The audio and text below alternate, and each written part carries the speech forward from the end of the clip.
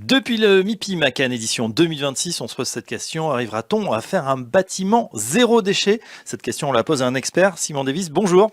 Bonjour. Vous êtes directeur AIA Environnement chez AIA Life Designer, l'agence d'architecture, et avec vous, on parle du réemploi, je dirais même du challenge du réemploi. Oui, tout à fait. On peut dire que le réemploi est un challenge. Et ce qui est surtout challengeant ces dernières années, c'est de réussir ce changement d'échelle du réemploi. C'est de passer de quelques kilos par mètre carré qui sont réemployés aujourd'hui sur les projets publics et privés à plusieurs dizaines, voire plusieurs centaines de kilos par mètre carré. Oui. Et on a pu se mettre au défi du réemploi de grande échelle sur différentes opérations récentes, avec peut-être une qui sort du lot. C'est l'opération Apollonius dans la région d'Angers avec Podelia. Oui. Comme client, qui a vraiment joué ce rôle à fond du réemploi. Et notre objectif, tenez-vous bien, sur ce projet, c'est d'arriver à 50% de réemploi en masse du bâtiment. Oui, alors certains vont vous dire c'est trop, d'autres c'est pas assez. En tout cas, voilà, il faut fixer un objectif et commencer. Comment on structure justement de cette filière? Parce que ça fait longtemps qu'on en parle du réemploi. Alors, ça fait longtemps, mais pour réussir ce saut d'échelle, il faut arriver à aligner les planètes. C'est-à-dire à être sûr et certain, pendant la conception, que la ressource sera bien disponible au moment du chantier. Alors on a deux cas de figure, soit on stocke cette matière, mais dans ce cas-là ça coûte effectivement assez cher, Oui. soit on peut faire du réemploi prédictif en identifiant des opérations en déconstruction à proximité de l'opération et en dessinant le projet avec ces ressources des réemplois. En inversant ce rapport, d'habitude on dessine un projet, on va chercher les ressources, là c'est on trouve les ressources et on dessine le projet après. Pour illustrer un exemple, par exemple, ces fameux radiateurs en fonte qui reviennent à la mode, vous dites que même parfois c'est plus intéressant que le neuf finalement. Expliquez-nous. Eh bien, le réemploi, il peut permettre de retrouver une patine liée à une histoire du lieu, à un aspect vintage, comme vous venez de l'évoquer là sur l'exemple des radiateurs en fonte. Mais plus globalement, nous on croit beaucoup au réemploi à forte valeur architecturale ajoutée. Un réemploi qui va aussi s'inscrire dans l'esprit du futur lieu de travail, par exemple, Oui. qui va permettre de retrouver un lien tangible avec l'histoire du quartier dans lequel on se trouve.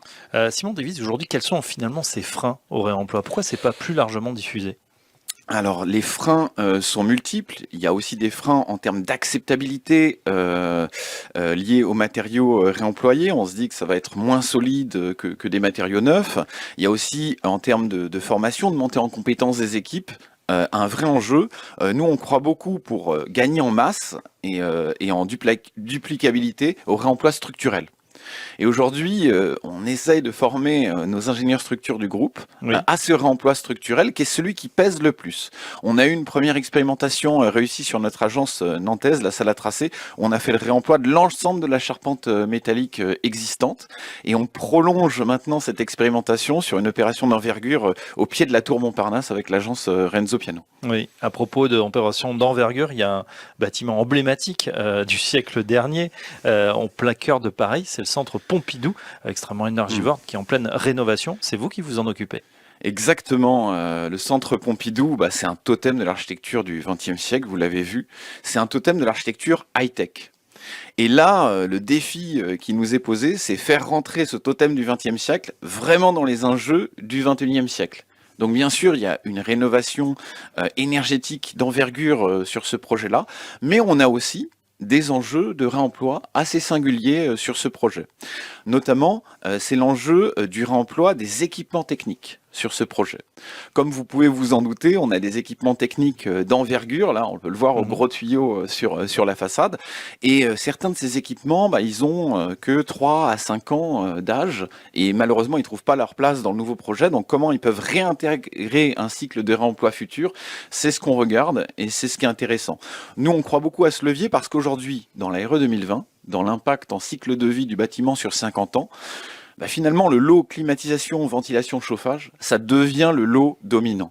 Donc, si on peut utiliser des équipements des réemplois, attention, qui restent performants, Oui. eh bien, on peut annuler complètement le poids de l'équipement technique. Oui, dans la commande, justement, il n'y a pas peut-être ce doute de se dire c'est du réemploi, c'est de la seconde main, en quelque sorte, ça va moins bien fonctionner. C'est comme pour les téléphones portables, hein, comme pour Back Market, on peut reconditionner les matériaux, les retester dans un processus industriel, que ce soit sur le lieu du chantier ou dans un entrepôt à côté.